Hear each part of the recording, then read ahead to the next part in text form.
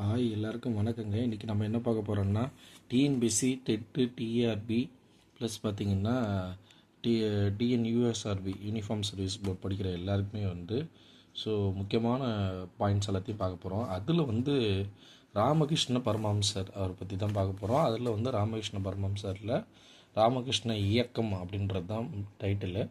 So அது யார் ஆரம்பித்தாங்கன்னா ராமகிருஷ்ண பரமஹம்சர் ஆரம்பித்தார்.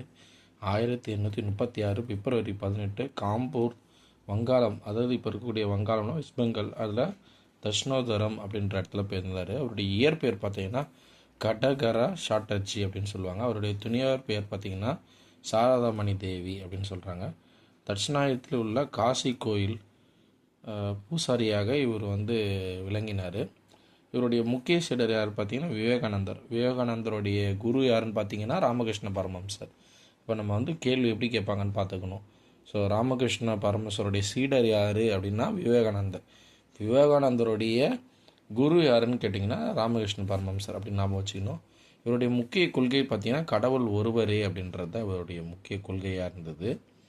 தென் பார்த்திங்கன்னா அனைத்து மதங்களுக்கும் ஒரே இலக்காக இருக்கக்கூடியது அப்படின்னாரு. ஜீவமே சிவம் என கூறியவர் இவர் தான். ஜீவமே சிவம்னா கடவுள் ஒருவரே அப்படின்னு சொன்னார். அனைத்து உயிர்களிடத்திலும் இரக்கம் காட்டணும் அப்படின்றாரு. ஒரு மனிதனுக்கு உதவ முடியாமல் 20 பிரிவுகளை எடுப்பதற்கு தயாராக இருக்கிறேன் அப்படின்னு சொன்னாங்க. ஸோ ஒரு மனிதன் உதவ முடியலன்னா 20 பிரிவுக்கு நான் உதவுறதுக்கு பிறப்பு அப்படின்றாரு. 1886 ஆகஸ்ட் 16 கல்கத்தாவில் இவர் இறந்தார் அப்படின்னு சொல்கிறாங்க.